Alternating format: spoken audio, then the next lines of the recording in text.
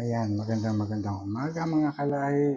Unang araw, nakikita niyo ba ang ating bagong temple setup? So magsisindi tayo ng kandila o ng liwanag para sa ating dambana o sa ating altar, no? At ngayon ang unang araw ng mahal na makaako. Kaya samahan niyo po ako sa pagsisindi ng kandila o ng lampara para sa kanya.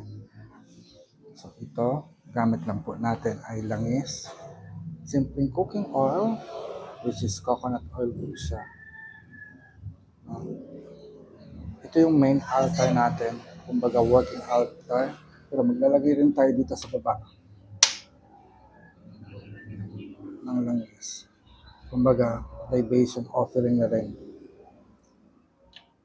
Na alam naman natin, ang cooking oil, linuluto natin sa pagluluto ng pagkain. Ayan, hindi niyo ito ako nakikita, no? Pero adjust natin ito. Ayan, nakashades lang po tayo at nakaputing damit.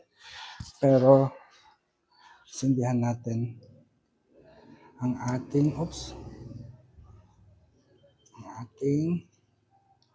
oil lamp. Lalapit parangal sa dakilang kapangyarihan na lumikha sa atin at sa buong sasangkulan. Ang challenge lang sa ating oil lamp is yung bulak na sumisipsip ng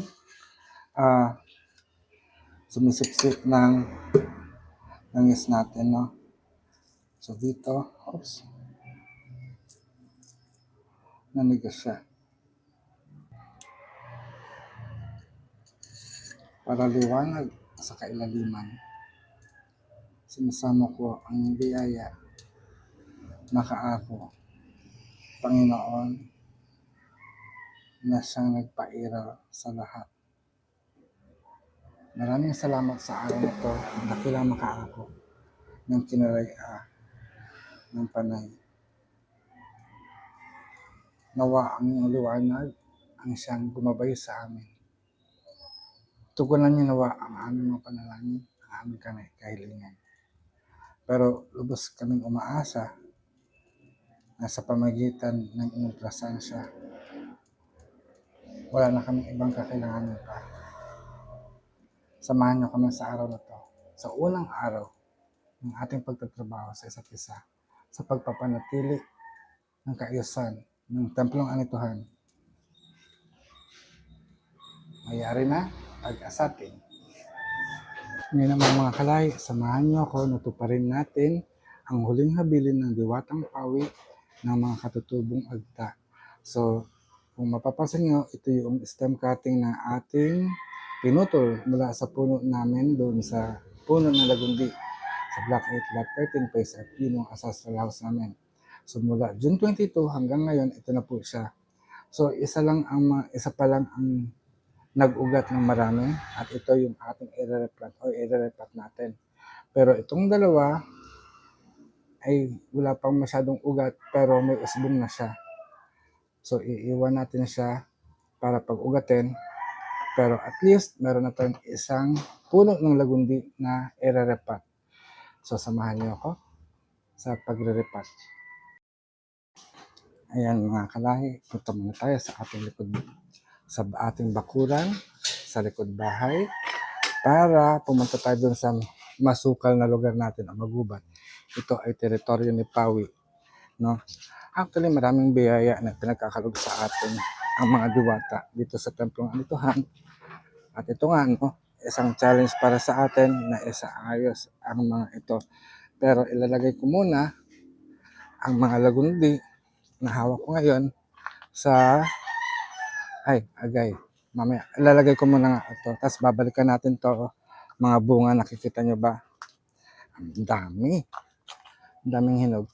Hindi ko muna siya pinatabas. Kung nakikita nyo, ito yung sanga ng avocado. Nagkalat kasi nung bumagyo, itinamaan daw ng kidlat. Kaya nabagsak. So ito naman, yung kamyas natin, naubos na ulit. Pero umaasa tayo na muli siya magbabalik. Dito na lang kaya natin iripat, no? So, dito natin siya ilalagay muna at hahanapin natin. Maglalagay din tayo doon mamaya.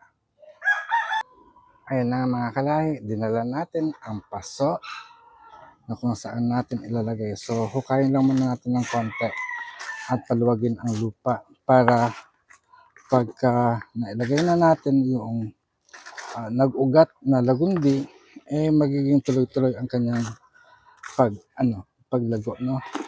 Pero dadasalan natin, siyempre, ito ay bilin ni Pawi sa atin, kaya pagpapasalamatan natin.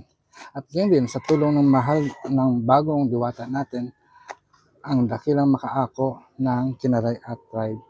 So, kung mapapansin nyo, sa mga diwata, may kapangalan sila.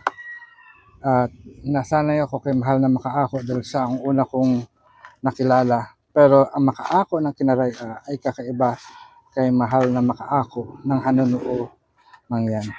So, kukunin natin yung ating lagundi na nag-uugat na. So, kita niyo may ugat na siya, di ba? So, sa ngalan ng dakilang Pawi ng mga agta at sa pamagitan ng dakilang makaako ng Kinaray ng Panay, sinasamo ko ang biyaya at pagpapala sa halamang ito na ang lagundi, na sa panahon ng pandemic, siya ay nakatulong upang maibsan ang karamdaman ng COVID-19. At gayon din, ito ay kilalang halaman bilang gamot sa ubo. At isa na siyang herbal medicine. Kaya sa ngalan ng dakilang makaako at ni dakilang Pawi ng agta, sa ngalan ng mga kapungulungan ng mga diwata, tanggapin niyo po ang aking alay, ang lagundi, na sana'y inyong buhayin, pagyabungin, at maging kapakinabang sa aming mga tao. Mayari na, pag-asatin. Paalam.